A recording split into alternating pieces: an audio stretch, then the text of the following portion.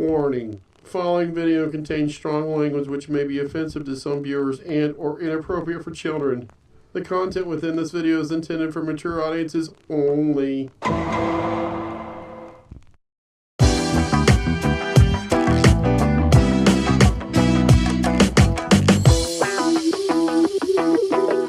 As we talked about the Bengals of the past, as we talked about the ups and downs, the good times, the bad times, what it means to us, the history and everything else. And I had to ruin it with the Bluetooth and your air conditioners. I don't hear it. Good. And the Bengal fans of the near future are going to be able to sit back and hopefully relax this summer. Not have to worry about who's this being signed, who's that being signed. And hopefully everybody stays healthy and has a good time this summer before the season starts. I wish the Bengals the best of luck. Mike Brown, you shocked the hell out of me because apparently either you're about ready to hand everything over or hell has frozen over. It's one of the two. And we're the three best friends that anybody could have. We're the three best friends that anyone could have. We're the three best friends that anyone can have. And we'll never, ever, ever, ever, ever leave each other. Yeah, and you know, just take time to get out of your own scape. Some of the best time Scooter and I had would be to go to bars and just watch the games with other fans, even fans that were Browns fans or whoever we were playing that day. And just, dude, we would go sit in the stadium next, because back then in those days, Bengals season pass holders sold their damn seats because they didn't want to watch their team lose. So whoever we were playing that was going to beat us, they'd just go ahead. So like over half the stadium would be the opposing team, and we'd sit right next to these guys and just talk and just get along and just rib each other and buy each other a beer or whatever the hell, man. I mean, it was just, God, we miss that so much, dude. I mean, before you start bitching about stuff, just think, is it really worth bitching about, or can it wait till you're dead? I mean, just, whatever. That's all. I'll get off my soapbox now, but. And I do want to say this, and it doesn't matter, but for me personally, I don't think I could ever have as many as good times at, I know it won't because I won't be going. I mean, I'm not trying to sound like a shithead. But I don't. In other words, there's no way I could go to as many Paul Brown. No, it's not Paul Paycor. Yes.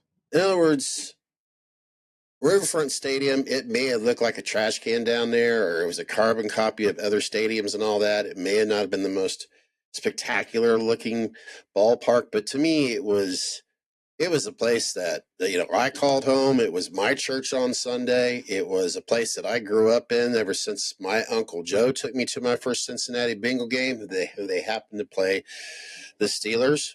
This was back in the mid 70s. This is like during when the Big Red Machine was going on at the time. I didn't understand what was going on. All I know, it was so cool to walk into that place. It was just one of the neatest things ever. I was more excited about seeing a damn Bengal tiger in a cage. Just so many fond memories growing up, having good times and bad times. And it's been brought up before in the past, but realistically, Todd and I, how the hell can we not sit here and think about his dad? Because his dad was so funny when we were watching the Bengals games, how he would basically get up and, like the rest of us, he would have the best comments and cuss words at the TV at the Bengals at the time. It was hysterical. Yeah, this Riverfront Stadium to me, which I even have I'll have to take a picture of it. I still have this thing in my box. It's like a little tiny stone thing of Riverfront Stadium and all that. Yeah, I'll be so thankful those times, and I'm hoping that a lot of people can have the same fond memories at Paul Brown Stadium as I did at Riverfront Stadium. And I guess before I shut up, I hope everyone can enjoy a Cincinnati Reds season this year. Let's keep our fingers crossed. Sorry, microphone. De La Cruz. Oh, God. I guess I got a chance to listen to their new manager. God, how can you not like this guy? He is awesome. And from what I hear, it doesn't matter, but they're whatever you call it, spring camp or whatever. Here they've had a phenomenal time down there. You got May 14th this year where you're going to have Pete Rose Day. To me, he will always be my favorite all time. I don't care about other things about Pete Rose, but as a baseball player, to me, he was the king. He was Charlie always Hustle. the best baseball player of all times. Yeah. So, And he good had a luck lot to of the Cincinnati competition. Reds and the Bengals this year. He had a lot of competition with Johnny Bench, Dave Concepcion. He started the Big Red Machine. Yeah. I mean, I got to meet all those guys. It was my great grandmother. She was a huge Reds fan and would listen to the Joe and Marty. Yep. And she won some kind of a contest or something. She had breakfast with the Reds. Wow. And it was during I have a signed Johnny Bench baseball upstairs, pristine condition. But we got to, I mean, I was just a little tight, but she had a dog. She had a little poodle named Smokey for Smokey, the Big Red Machine, the dogs, the Big Red Smokies. And she would always put this little ball cap on him, the Cincinnati Reds ball cap. And he would just let her, and he'd just sit there next to her, and she'd listen to the game on the radio, wouldn't watch it on the television. She did her puzzle, and she listened to it on the radio. And that's how she, and never missed a game. And so, yeah, I mean, a lot of fond memories of the Big Red Machine and all the winning ways, and they should get back to it. And I think with the new manager, this year is going to be the year. Of course, you say that every year as a fan, but yeah.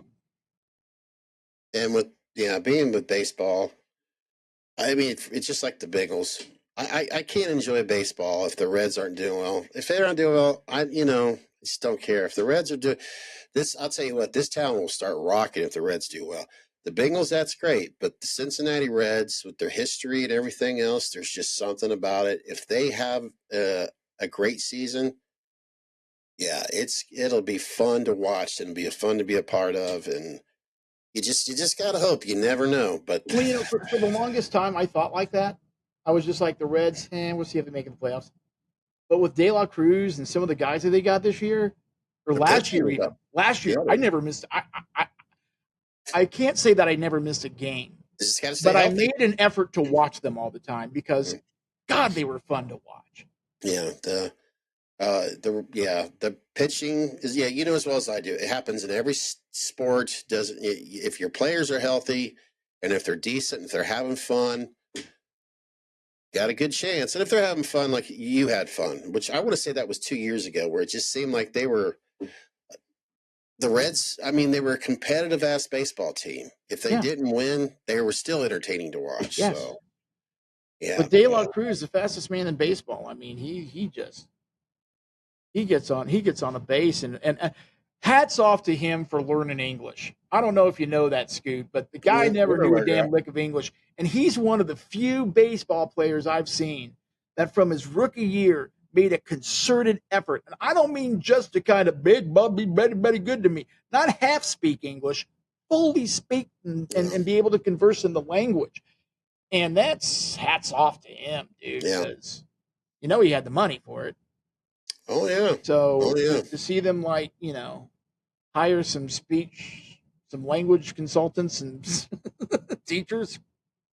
And with their farm league being in Dayton, Ohio, the Dayton Dragons, if they do well, then I always feel like, well, there's a good future ahead. Oh, and one more thing. First four starts Tuesday. Get ready. Here it comes. Or actually tomorrow. What was that? March Madness, dude. We're here. Oh, I totally didn't hear that right. The dance starts. And it starts in Dayton. First four. Dayton, Ohio. Gotta love it. Said the first horror. I'm like, huh? So I always love watching the tournament. I mean, baseball or basketball, I never really paid much attention to basketball until I started being an official.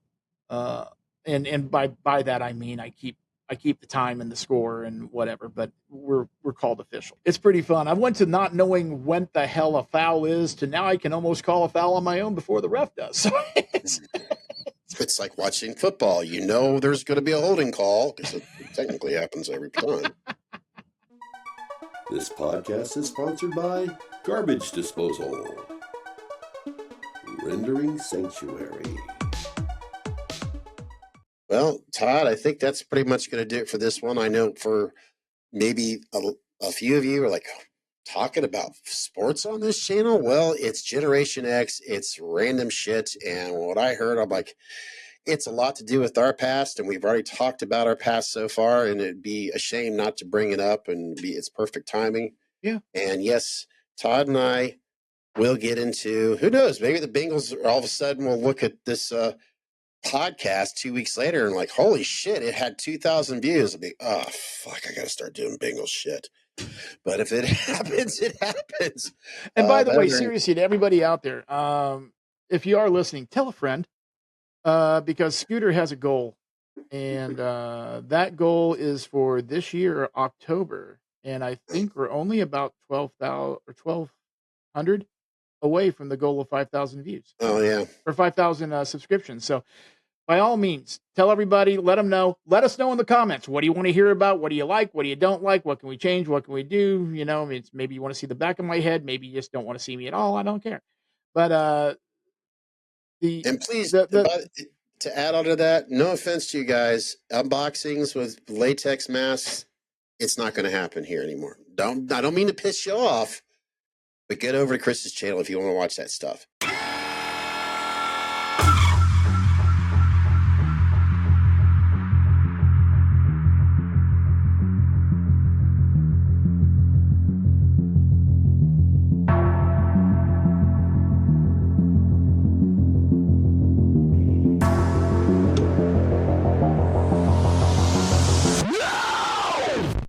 So I want to make sure I add that on to what Todd's asking. I don't mean to be rude. It's on another channel, Christopher Webb's channel. I'll put the link in the description box if you want to see that stuff. You'll enjoy it a lot more. Trust me. And I mean, to be honest, nobody's ever left any comment about why isn't there an unboxing? So, you know. Oh, yeah, that's true. I'm just went on. So, but anyway, it's again, Scoot, thank you for doing this. Thank you for having me around. You know, your wife told me to do this. What?